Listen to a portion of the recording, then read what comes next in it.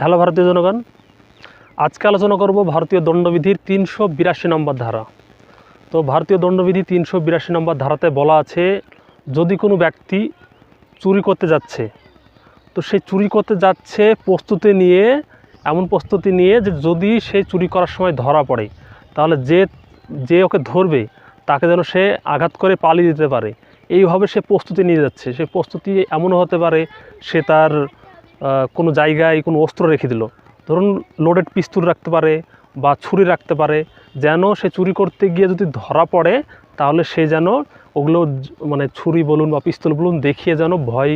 সেই যে ধরবে তাকে যেন ভয় দেখিয়ে পালিয়ে আসতে পারে। এরকম প্রস্তুতি নিয়ে চুরি করতে যায় কোনো জায়গাতে,